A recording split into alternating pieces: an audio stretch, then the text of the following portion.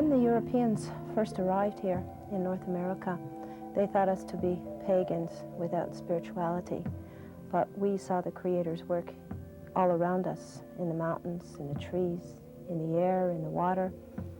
Our form of worship was a daily recognition of the Creator's work. The stories that are from the North American native explain how we worshipped the Creator. They explain about our history, and they were an important tool to explain to children their lessons. They contained our history, and they also contain a guide to our future.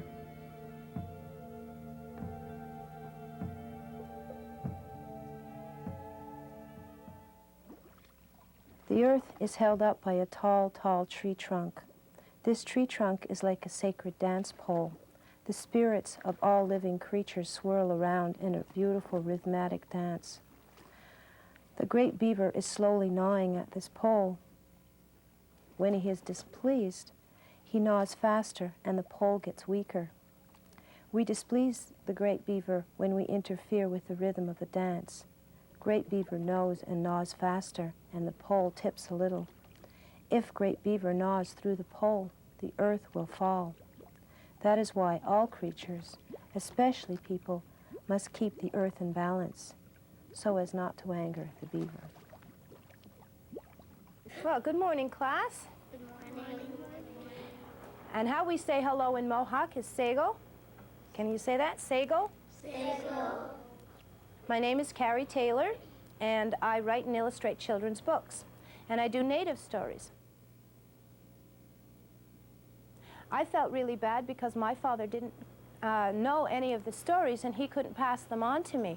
But now I know a lot of the stories, and I pass them on to my children. I have 3 children, and I have 1 grandchild. His name is Tahoni Gonrate, which in Mohawk means bright one. And my last book is dedicated to him. That's this one here, How We Saw the World. And that's a very special book for him, because it's a very special collection of stories.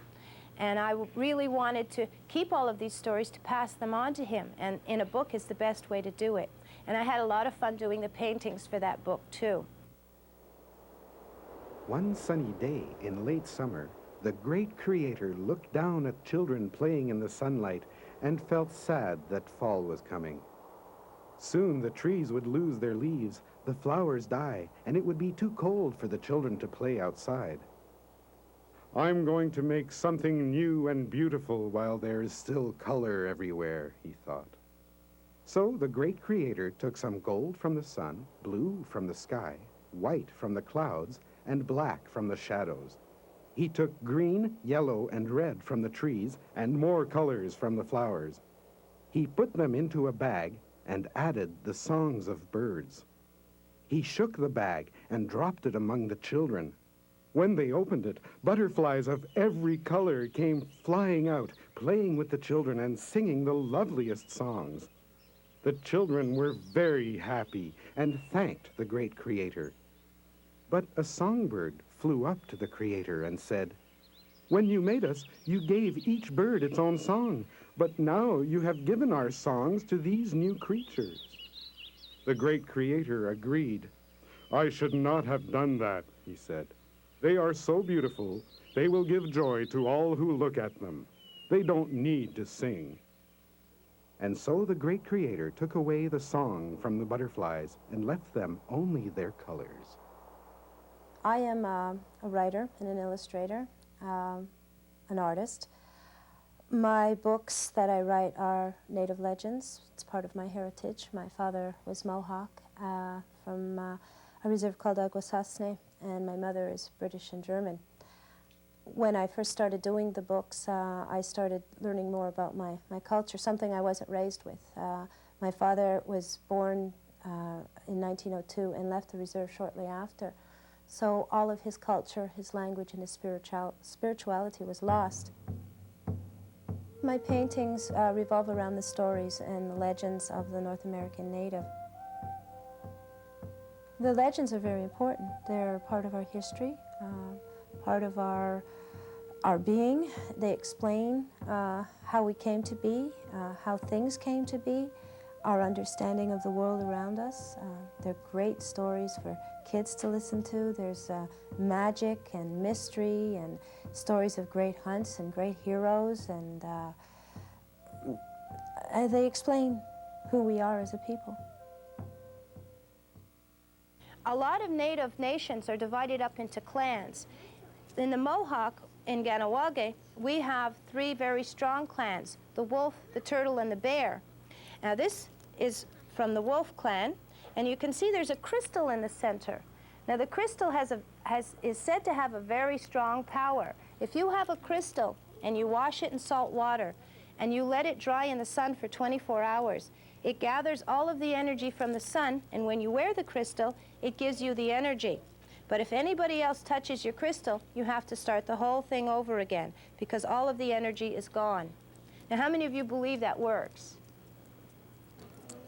I think it works too, because my son has a crystal earring and he never is short on energy. So this is a very, very special piece. If any of the feathers come out, not to worry, just pass it up to me and I'll stick them back in.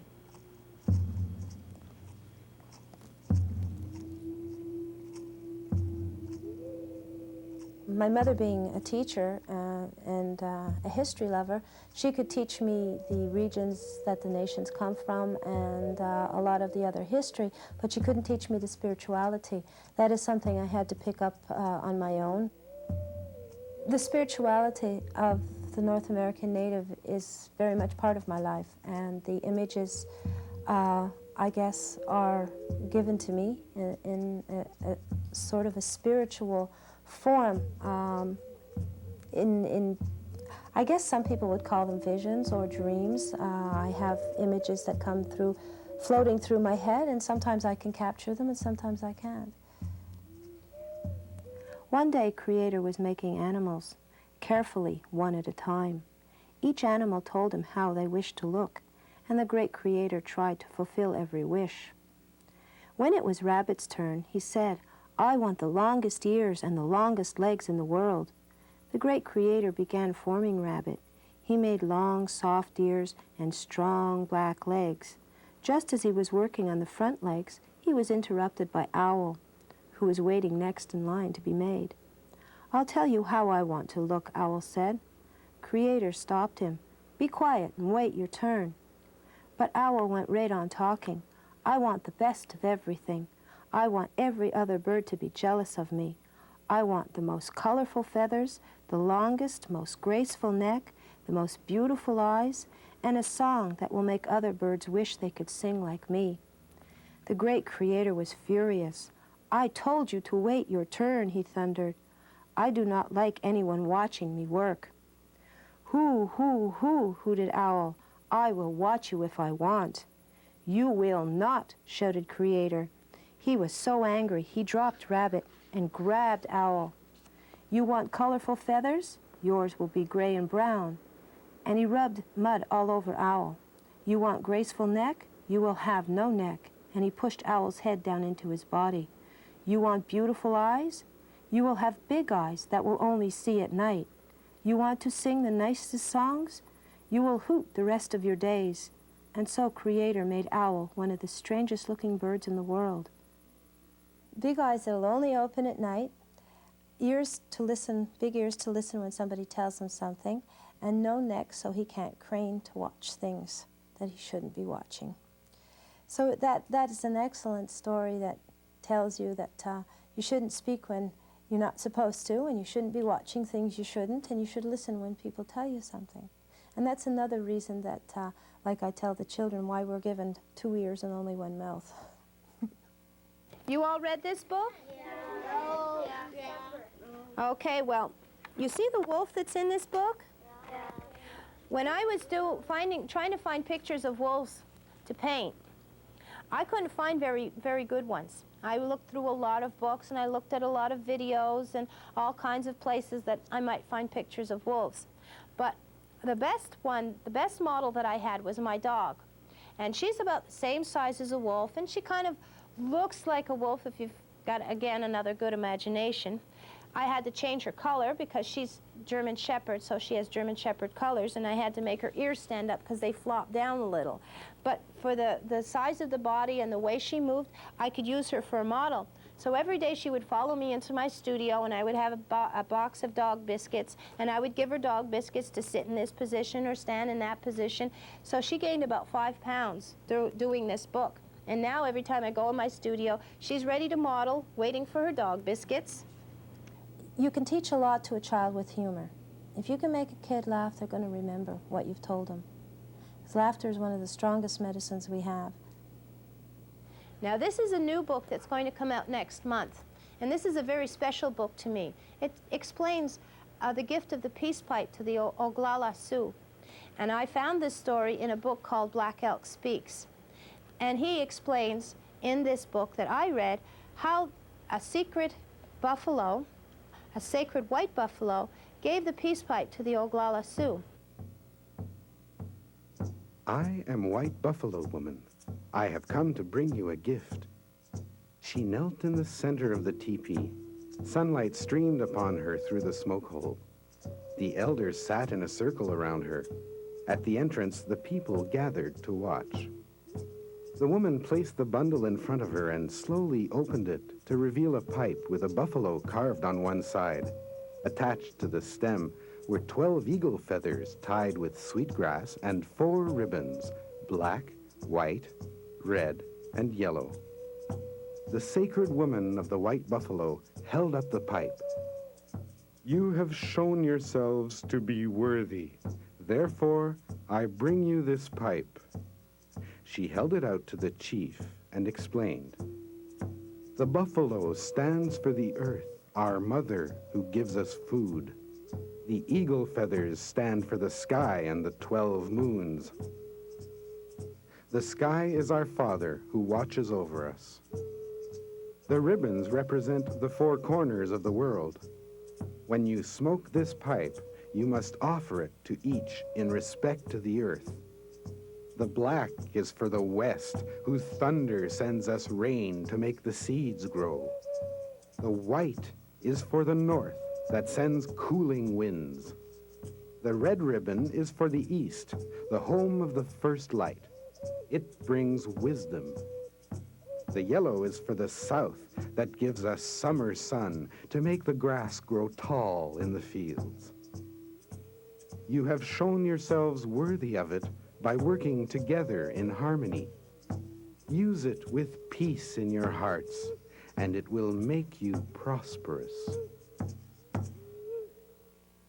I'm anxious to see how my painting is going to progress in the next 10 years. When I look at my first serious painting that I did, I guess it was about 6-7 years ago, and I look at my paintings now, I sometimes wonder why I continued, but my painting grows, and you can see it from each book that I do. The reason that all stories and all mythology are important is in the big picture of this world, of this planet, we all have a responsibility to our Mother Earth, and each of us holds a key with our culture, and we must take all of these pieces and put them together.